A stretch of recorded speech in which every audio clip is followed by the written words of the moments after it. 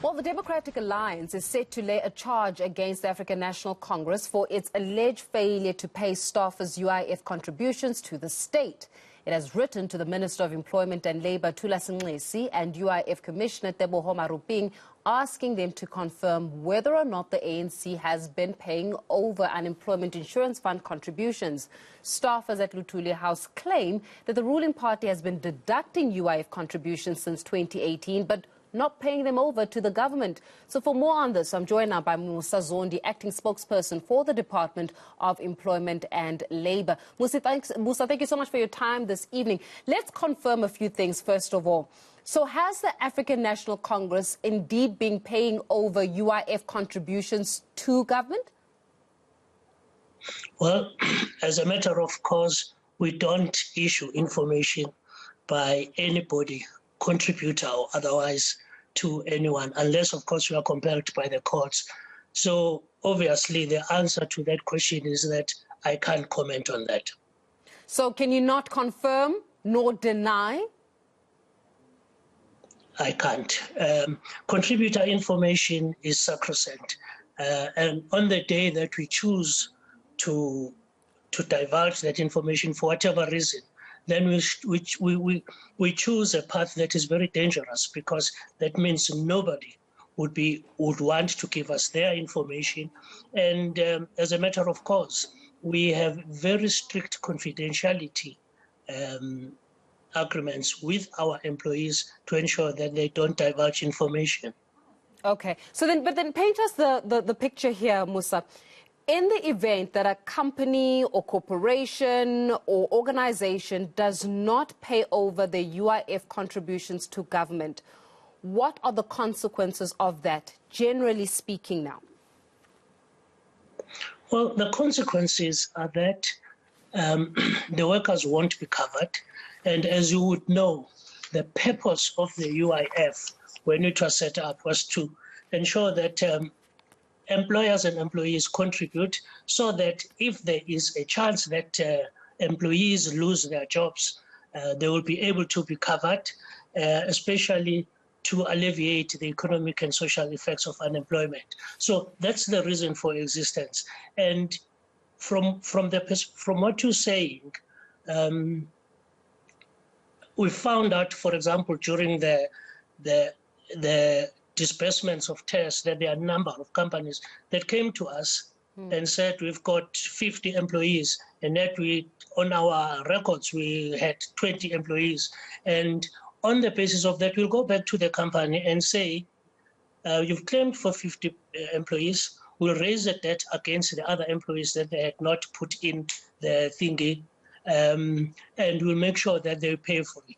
But with regards to the company, or in this particular case, a political party, of course, it's a salivating thought to know, or to want to know, if what is alleged to have happened has happened. But again, as I say, it would be a dangerous precedence.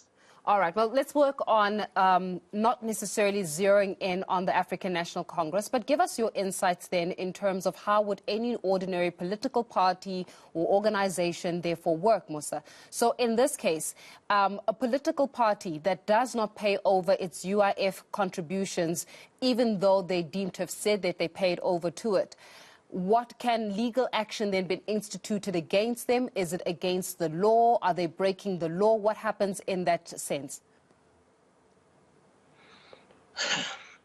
Anybody who does not register people with the UIF, already that is problematic, because that means they don't take the welfare of their employees to heart. So that is problematic. It is expected that an employer sees the employees as the critical investment.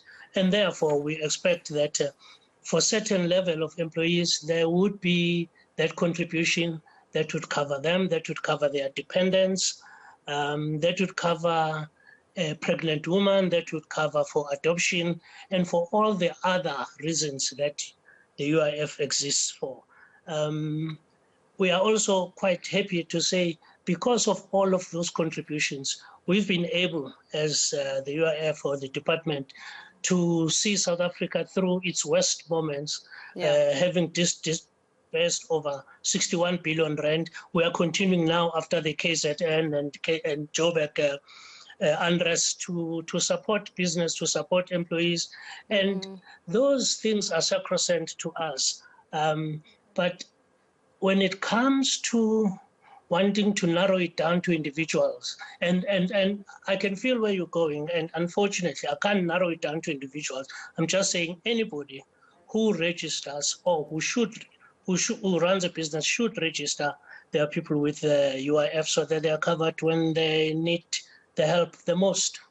Yeah, and of course it would be absolutely irresponsible for anybody, any organization or political party to not register its members who are supposed to benefit from UIF. You're saying it's problematic, but it would really be irresponsible. Yes, it would be irresponsible, given the totality of, for example, where we find ourselves in South Africa today with COVID, with all sorts of other difficulties that necessitate that the UIF comes in handy, disperses the monies that will see people through some of the hardest periods in their lives. Yes, It would be irresponsible from that perspective. Musa Zondi, we'll leave it there for this evening. Thank you so much for your time. The acting spokesperson for the Department of Employment and Labour, saying that he cannot confirm nor can he deny that indeed the ANC paid over UIF contributions.